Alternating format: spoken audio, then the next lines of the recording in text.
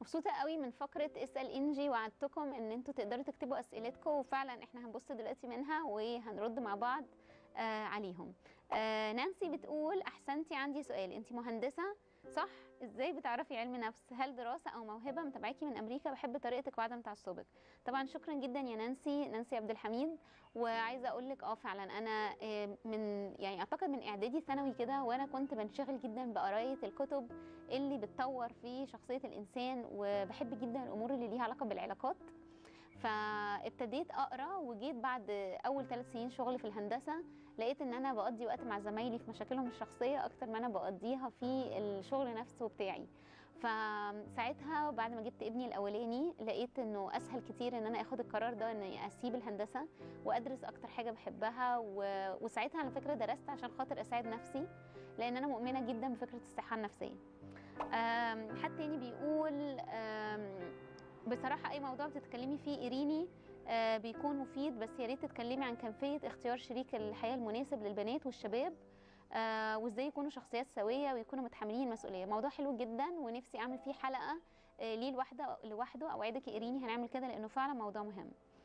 دميانة كانت بتقول ازاي الواحد يحب نفسه من غير ما يكون أناني، وازاي ما اكونش بضحي بزيادة وأظلم نفسي. سؤال جميل جدا. الفرق يا دميانة في انه انا اكون بدي بحب ولا انا فعلا بضحي وبسيء لنفسي، هو في الدافع. يا ترى انا الدافع بتاعي هل انا بعمل ده عشان خاطر بحب نفسي وبحب الاخر؟ صعب قوي اكون بحب شخص ومش بحب نفسي. يعني كل حد بيتفرج على الفيديو ده عارف كويس قوي ان الناس اللي ما حبتش نفسها وحبت اللي حواليها اكتر، الناس دي حياتهم انتهت نهايه غالبا بائسه شويه.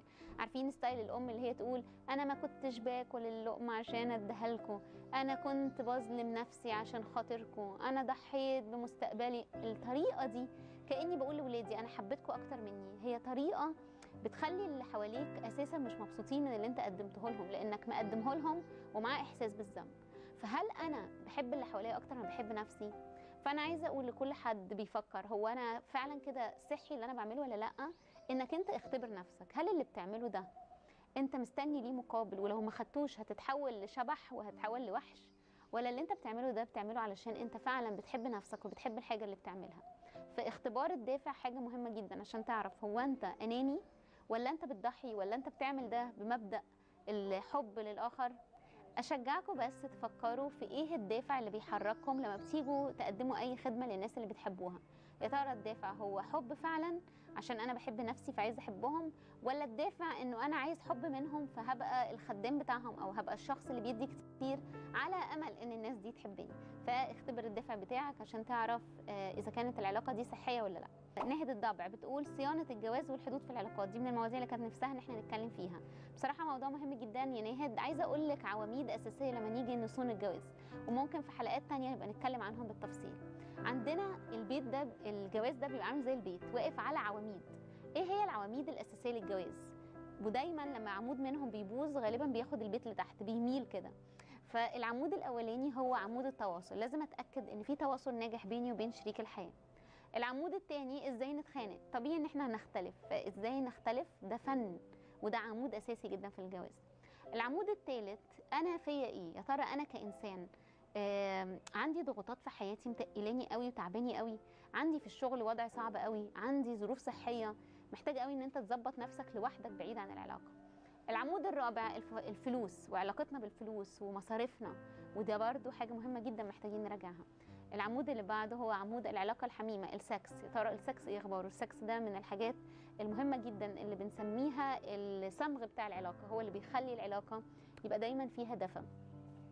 العمود اللي بعده هو عمود الادوار، يا ترى مين بيعمل ايه في البيت ودوره ايه. العمود الاخير عمود المبادئ الروحيه او المبادئ الدينيه، يا ترى انا وشريك حياتي متفقين على نفس المبادئ، ولا انا شايف ان اللي هي بتعمله ده حرام، ولا انا شايفاه ان هو كافر. يا ترى احنا الاثنين متفقين على شكل مناسب لينا احنا الاثنين في الامور الروحيه. دي اهم عواميد. طبعا في عمود مهم جدا للي عنده اولاد اللي هو ليه علاقه بالتربيه كمان. دي اهم عواميد. فبشجع كل حد عايز يصون جوازه انه يقرا او انه يستف كده العواميد عشان يعرف المشكله جايه له منين. مبسوطين جدا انه احنا شفنا الاسئله بتاعتكم، وكل مره هنحاول نجاوب على اسئله جديده. بشجعكم اللي لسه ما كتبش الاسئله بتاعته، هنحط في الفيديو ده اللينك بتاع البوست اللي كان ليه علاقه بالاسئله اللي ممكن تسيبوها، او تحت الفيديو ده سيبوا لنا اسئله جديده، واحنا كل مره هنتقابل هنغطي فيها شويه من الاسئله بتاعتكم.